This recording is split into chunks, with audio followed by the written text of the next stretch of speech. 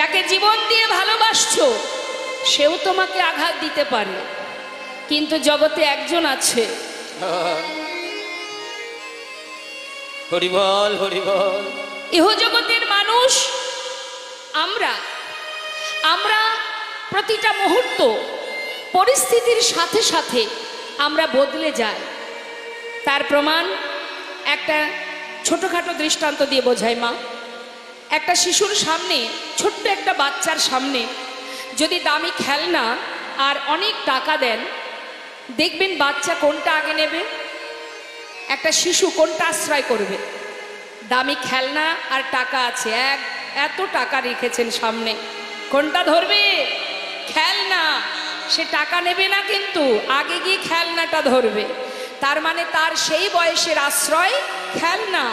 যখন সে আর একটু বড় হবে, আর একটু বড় হলে তার আশ্রয় বদলে যাবে। সে কি নেবে তখন? লেখাপড়া। সারাদিন বই খাতা নিয়ে ছুটবে। মা বাবা কি বলবে? বাবা শুধু পড়াশুনোটা ঠিকঠাক করা, আর কিচ্ছু দরকার নেই। তার মানে তার আশ্রয় বদলে গেছে। তো কখন বদলেছে? সময়ের সাথে সাথে। হ্যাঁ, তার মানে দুইবার বদলালো।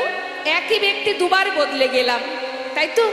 আবার সেই ব্যক্তি যখন আরো বড় হবে, যখন বিবাহ হবে, ছেলে মেয়ে হবে, তখন কি সে আর খেলনা নিয়ে বসে থাকবে? তখন তার আশ্রয় আবার বদলাবে। পরিস্থিতি বদলে দেবে। পরিস্থিতি কোথায় নিয়ে যাবে? আশ্রয় করবে কি? টাকা। কোথায় পাবো টাকা? ছেলে মেয়ে আছে, ঘরে পরিবারে মা বাবা আছে, তাদের মুখে অন্ন জোটাতে হবে। দেশে হোক বিদেশে হোক, টাকার পিছনে ছুটবে। তার মানে এক জীবনে বাবা 3 বার বদলে গেলাম আমরা। তার মানে কতবার বদলাচ্ছে মানুষ? সেই ব্যক্তি যখন আবার বৃদ্ধ হয়ে যাবে, মনে করুন চলার শক্তি আর নেই, ঘরের এক কোণে পড়ে থাকে, কেউ দিনে খেতে পারে, না হলে আর চলতে পারে না।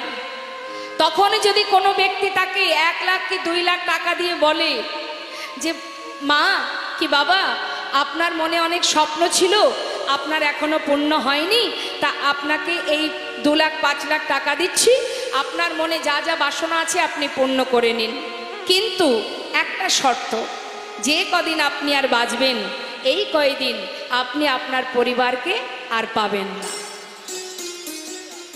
কি চাইবে মা? শেষ বয়সে মাতা পিতা কি চান? টাকা নিয়ে চলে যাবে ছেলে মেয়ে ছেড়ে? বাবা টাকার দরকার নেই, যে কদিন বাঁচবো আমি যেন আমার ছেলে বৌমা নাতি পুতি আত্মীয় পরিজন তাদের কাছে থাকতে পারি।